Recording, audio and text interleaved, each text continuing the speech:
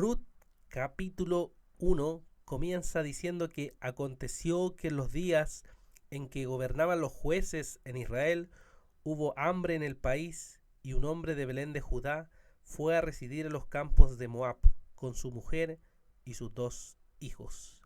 Así comienza la historia de Ruth.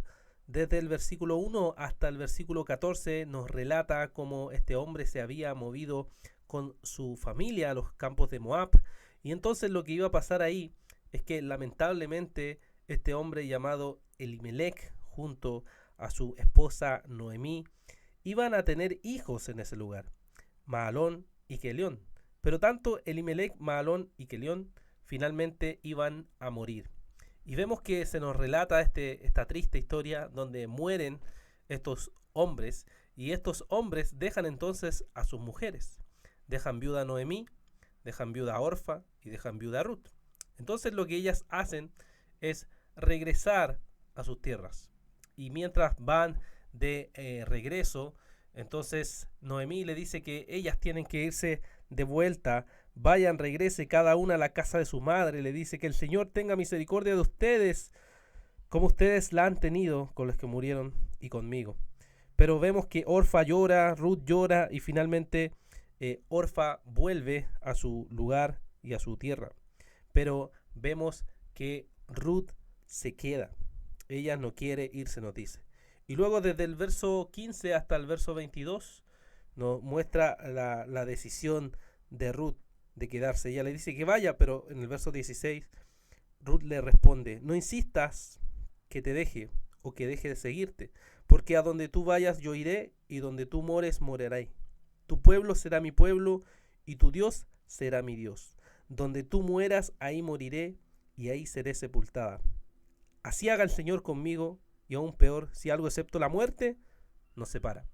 Y vemos entonces que Ruth decide quedarse con Noemí. Llegan a la ciudad de Noemí y el pueblo ahí donde se siente conmovido al ver que Noemí está volviendo y pide que ya no le llamen Noemí, sino que le llamen Mara, que es amargura.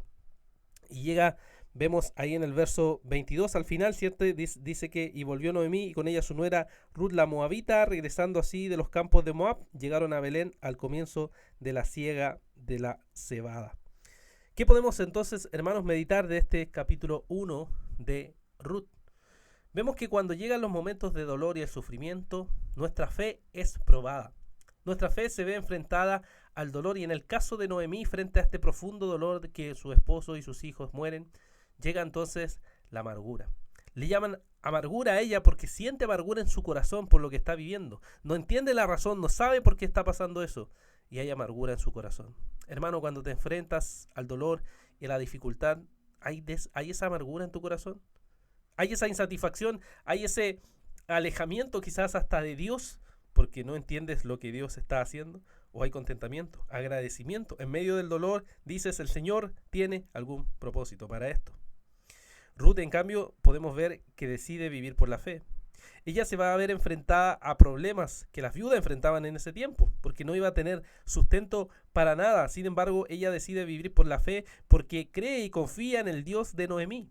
Determina vivir y morir juntos hasta la muerte junto a Noemí, confiando en el Dios de Israel. Hermano, esto es lo mismo que dice el apóstol Pablo en el Nuevo Testamento. Para mí el vivir es Cristo y el morir ganancia. Decide simplemente vivir para la gloria de Dios. ¿Es ese, hermano, tu deseo? Vivir para el Señor, confiar en el Señor en medio del dolor, determinar vivir y morir para la gloria de Dios, aunque no entiendas cuál es el sentido. Y en medio, hermanos, de esta escasez, en medio de esta aflicción, en medio de este dolor, vemos que el versículo 22 al final nos dice que llegaron a Belén al comienzo de la siega de la cebada. En medio de la escasez empieza a haber siega. Cuando todo aparentemente está mal, cuando todo está marchito, cuando está muerto, cuando está seco, cuando está frío, aparece una luz de esperanza, el tiempo de la siega. Y así es con el Evangelio, cuando nos aplasta, cuando vemos el dolor, cuando no encontramos ninguna esperanza, recordamos y vemos Cristo es nuestra esperanza.